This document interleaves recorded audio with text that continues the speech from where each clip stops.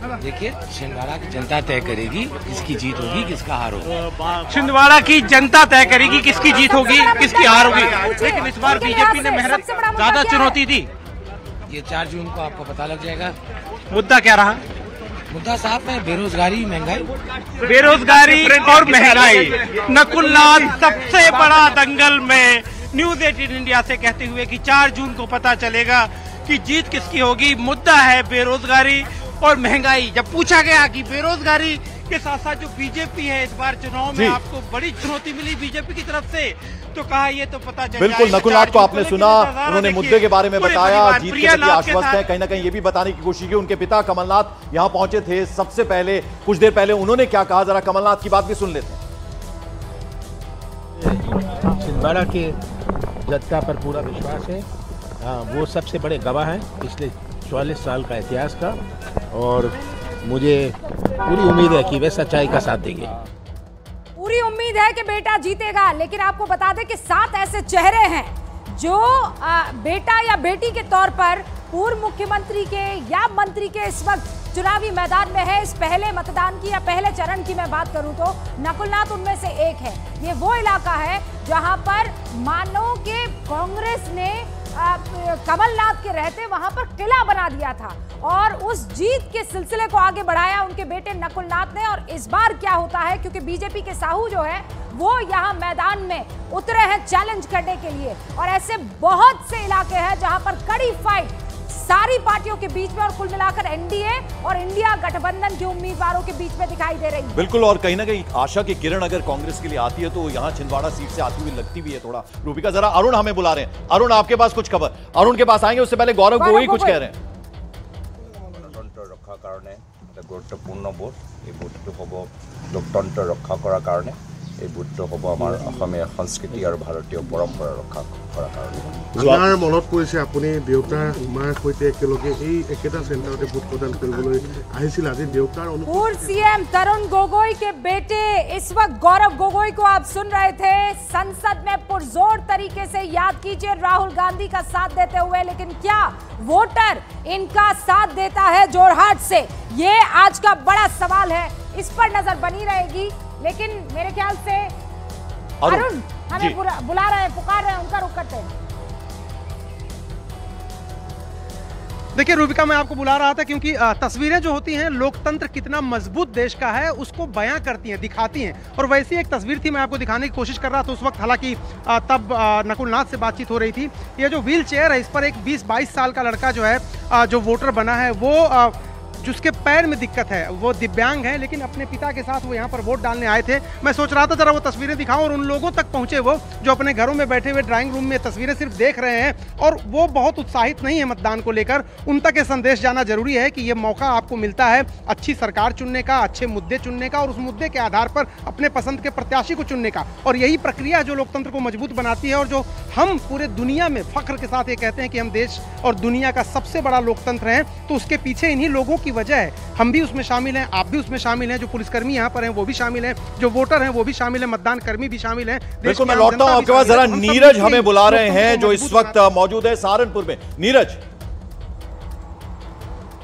पंकज, बिल्कुल राघव लखनपाल ने वोट दे दिया। राघव जी, न्यूज 18 इंडिया पे आप हैं, आप अपनी पहले लोकतंत्र की स्याही दिखाइए जो आपने वोट किया। देखिए राघव लखनपाल पूरे कॉन्फिडेंट दिख रहे हैं इस बार। 2019 में नहीं जीत पाए थे लेकिन इस बार कॉन्फिडेंट है। 2014 में जीता था, पिछली बार मोदी लहर में भी नहीं जीते। इस बार क्या विश्वास है कि आप चुनाव मैदान में जीतेंगे? सभी वर्गों का वोट हमें इस बार मिलने जा रहा है। लोग बहुत प्रसन्न हैं माननीय मोदी जी के कार्य से और वो निश्चित रूप से हमें अपार समर्थन, अभी जब कैंपेन भी चला तो गांव में, शहर में, हर जगह हमें अपार समर्थन मिला है और 2.5 से 3 लाख के अंतर से हम इस बार आप कह रहे 2.5 से 3 लाख के अंतर से जीतेंगे। इमरान मसूद दावा कर रहे हैं कि 2014 से दोगुना वोट उन्हें आएगा, 8 लाख से ज्यादा वोट आएगा।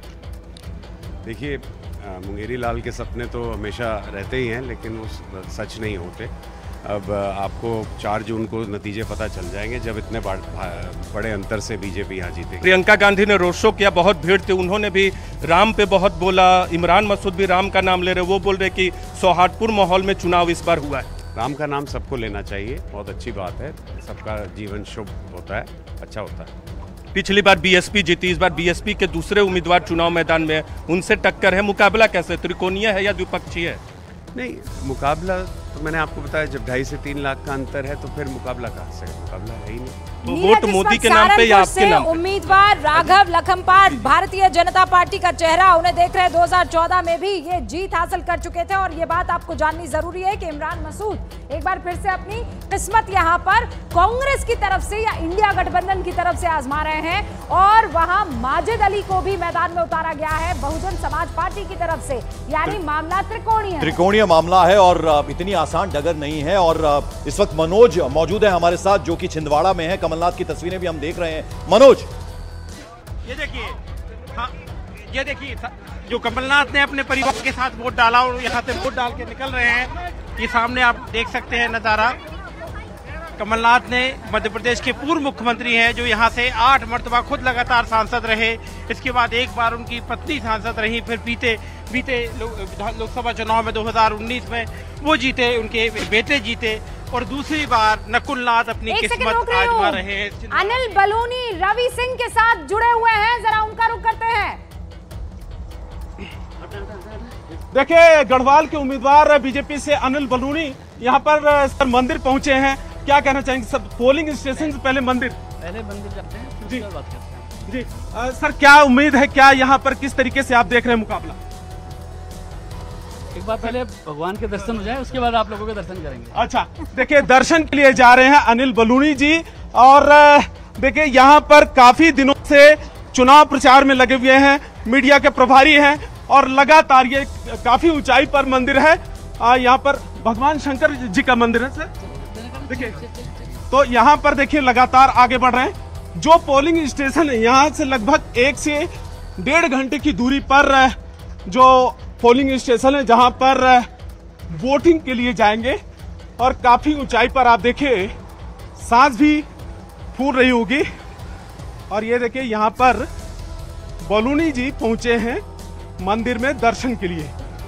तो बीजेपी के पूर्व राज्यसभा सदस्य और राष्ट्रीय मीडिया प्रभारी भारतीय जनता पार्टी के इस वक्त चुनावी मैदान में है, गढ़वाल उत्तराखंड से, जहां पर गणेश गोदियाल जो हैं उनके अगेंस्ट जो है चुनाव लड़ रहे हैं। बिल्कुल। और जरा आप राजस्थान का रुख कर लेते हैं। भवानी हमारे साथ। भवानी, अगर मेरी आवाज आपको मिल रही है, जयपुर में आप इस वक्त हैं और काफी जो बड़े नेता हैं वो भी वोटिंग करने के लिए आएंगे। दिया कुमारी की मैं बात करूं, राज्यवर्धन सिंह राठौड़ की बात करूं, सचिन पायलट भी यहीं इसी पोलिंग बूथ में आएंगे शायद। क्या जानकारी है आपके पास?